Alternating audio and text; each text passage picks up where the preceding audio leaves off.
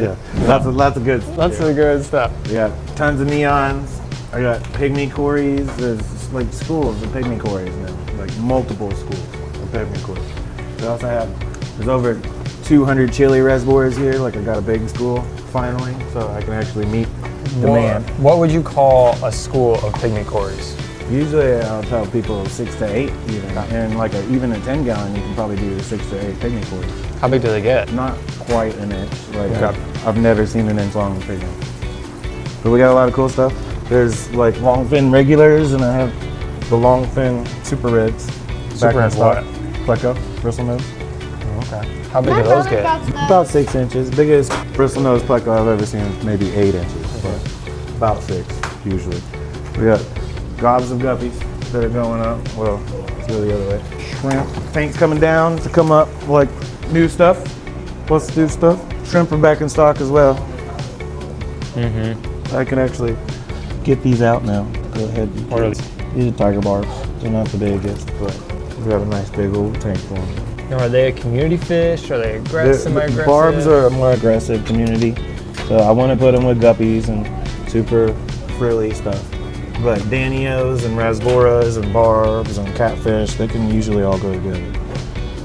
I'm actually going to probably put a bunch of Danios in here as well. But yeah, barbs are really nice. You just kind of want to do a big tank and do the biggest schools you can find. Slowly add to it. How big of a tank would you do for barbs? Like I'd say at least like a 30. For small barbs like gold and checkerboard barbs, you can do like a 20 long or something, probably. But 55 and up, you can do a lot of the small barbs. But there's barbs that get huge, like tin foils, that can get massive on you. Okay. How many shrimp did we get? Like 3,500 shrimp, quite a lot. What are these? But these are mostly orange, really. But there's a couple other really that got dropped in. But yeah, lots of shrimps. Difference between like a really shrimp. Usually really's just got a red and white, or they have stripes. They're not a solid color. Yeah, not right away. How many neon tetras do you think we have? We probably have around 300 neon tetras right now. Yeah. There's probably about 125 or so in here. And then we just recently got this, like they just got put in with this 150 there. Is that why they're at the bottom there? Yeah, they're just adjusting. How many would you put in a school? I try to recommend 6 to 8 or more. So if people want to do a school. Yeah, so that kind of gets people to get to 6 or more. I like a school of like at least 10 to 12. And nice like 40 or bigger, you can do 15, 20 of them, and it's actually a very nice tank. Problem is, most of the places that you've been getting neons, they haven't been healthy stocked and they just kind of die off. Well, because we're importing and whatnot, then we can actually get better stock. What's the difference between, what are those and what's the difference between the two? So we have spotted hill streams and reticulated hill streams. Reticulated is probably the one people know the most, but there's actually over 100 species of hill streams out there. This is a kind of longer species. It gets actually a pinch bigger than the spotted, but yeah, just slightly different shape. You kind of see they're more oblong than round like the other hill streams. Right. Okay.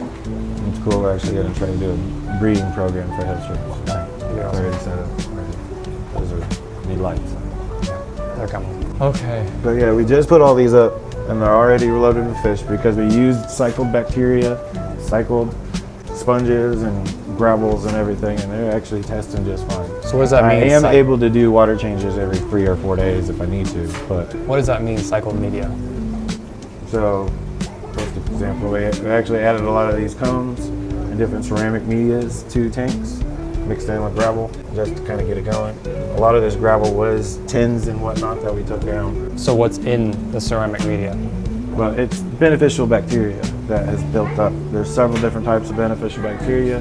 You need a little of this, a little of that to maintain a successful tank. So if someone wanted to start a tank, yeah, we actually have cycled sponges and cycled bacteria that we sell, and it helps jumpstart a tank. Don't go right into a bunch of fish, but we can start it sooner. Yeah, usually I'll tell people it takes about a month to really start a tank and healthily get fish in, and yeah, by adding bacteria and whatnot, it shaves off weeks, possibly. But give me a week or two, we can probably get fish in there. But bring water samples, and we'll test it along the way and see when it's ready. Tell you the day it's ready for fish. Yeah. for those barbs? We got a lot of rosy barbs, about 60 or so left. Got males and females. So they scatter eggs? What does that mean? They'll kind of dance and swim around, and you know, females will drop eggs and males will run and fertilize them. Usually they kind of breed in a rock bed and eggs kind of fall on the I see there's moss in there. Yeah, they might lay on the moss, but yeah. He's kind of like something rocky. Yeah, rocky, kind of like this gravel actually. They would lay eggs and all that, and then the babies would develop in the rock structures until they start to join the bigger group. I see a lot of assassin snails. Yeah, we got, what, 500 assassin snails the other day? What are those good for? They eat pest snails. They help clean up all the little pest snails that you find everywhere. You know, on pest snails, we do keep tanks without assassin snails to help clean up and sell for feeder snails to offer lunches and stuff. But I loaded up on assassins in a lot of places that will have plants and people will be getting a lot of fish from. They don't have to get the pest snails. Don't spread pest. Yeah, we're not spreading hazmat pest snails. I don't really mind, but there's a lot of people that don't like the pest snails. So if you get them, working on it. If you get them, don't blame us. Yeah. But yeah, there are literally hundreds of Corys now, like multiple different types. What's he doing? He's cutting out the different guppies. 13 different types of fancy guppies. There's a lot of really cool ones, really interesting ones. What's this one? These are the blue silverado, so males and females. But once we get them in the tanks, everybody can see how pretty they are. This is actually some of the last batch, but that's what I'm saying. But yeah, the guppies are gonna go across the whole top row. So as of tonight, these will be full of the bougie Vietnam guppies. So everybody's been waiting. Okay, coolies. So we got in 100 or so of the stripes, which usually only get smaller numbers, 20, 30 or so at a time. And then we got the neons, and we have neon coolie roaches, which I've only even seen a handful or so times. But they're very eel-like. They got a kind of pointed face. In the right light, they shine really nice. So that's why they're called neon? Yeah, they don't have the stripes. They're not solid black. They're not the typical coolie roach. We do have them, so that's pretty cool. What's a good group of coolies? There's a ton in there. Yeah, usually my rule of thumb is if you want to see one, get 4 or 5. What do you mean want to see one? Because if you have 4 or 5, there will actually be 1 or 2 out and about, usually. Okay. Sometimes they'll be all just huddled up together somewhere. But if you get a couple, then you get to see at least 1 or 2. So are they actually more nocturnal, or do they just hide a lot? Kind of both.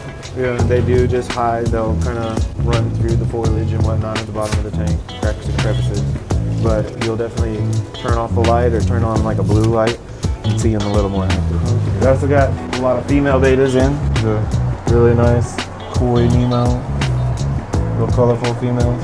So can you keep females together? Yeah, you can have a ton of females. This is a younger group of females that we have. Probably 15 or so in here, if not a couple more. But these are all mostly sisters, or sisters and aunts. What do you mean by that? Same family? Yeah, they're all pretty related. The blues might be from a different batch, but most of the white, red and white are from the same breeder. And we're pretty much fully stocked on males. We do have a ton of really nice ones. They get their own 10 gallons. So a couple of them out front trying to show off. Yeah. Or no, half of them are only down to like 4 or 5 big Oscars. Yeah.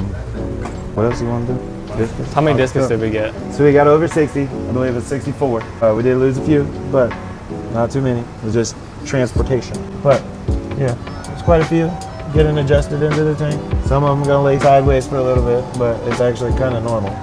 They're a little dramatic sometimes. Yeah, they're drama queens. Okay, buddy. There's quite a lot of different colors and everything. And we literally just put them in. So yeah, they'll be getting adjusted and actually being adjusted into full tap over the next couple of weeks. Yeah. What are we pricing these at? They're going to be 65 a piece. What are these things? Those are high fin Chinese banded sharks. How big do they? They get pretty big, actually. They're over a foot, I believe. And then what are these crazy looking barbs? Yeah, the roseline sharks are denison barbs, but they're variegated. They're the golden roseline sharks. So instead of being black and red and kind of a gray background, they're kind of a lighter background with a red stripe opposed to the black stripe. Nice. And then what are these giant alien looking things? Yeah, we did the rescue. We got a bunch of giant gourami. It's pretty cool. We have a female flower horn if anybody's interested in breeding with their male. And then we have a couple big King Kong parrots. They're a breeding group, but Seems the male's a little shy right now. But yeah, we have some giant grammies at a pretty decent price too. They're only 200 a piece. At this size, like, they should be more. How big would you say they are? 15, 16 inches, like well over a foot. I bet they're every bit of 4 or 5 pounds a piece too. At least the big guys. The smaller, 2, 3 pounds. They're a dense fish. Yeah. They can probably leap 3, 4 foot out of the water, no problem. So quite scary. You almost need a lid with a weight on top. Wooden lid or something. Yeah. We got a lot of denison barbs, so we're changing the price. I'm actually doing 15 a piece on these denison barbs, but if you get 6 or more, we'll do 10 a piece. Which usually they're 20, 25 at just a little bit bigger. So probably the lowest denison barbs, but they're starter denisons, which you got to grow them up, but they should be at a lower price. So they're at a lower price. We also have over 150 or so starter angels, like good dime, quarter size angelfish. Yeah, they're doing pretty well. There's a lot of them up here. We got fresh batch local bred blue acara in. It's pretty nice. These angels are awesome. Yeah, these are really pretty angels. Are they like veil tail or? No, they're for the most part just a marble mix, but they're like a lighter marble. But yeah, they're real pretty. Not quite veil. Some of them do have some long veils though. Got a huge bag of rainbow sharks. And then what's that up there? What? The silver dollar tank? Yeah. So we have quite a few silver dollars. They eat plants and whatnot, so I want to suggest them in planted tanks, but they're one of the coolest schoolers.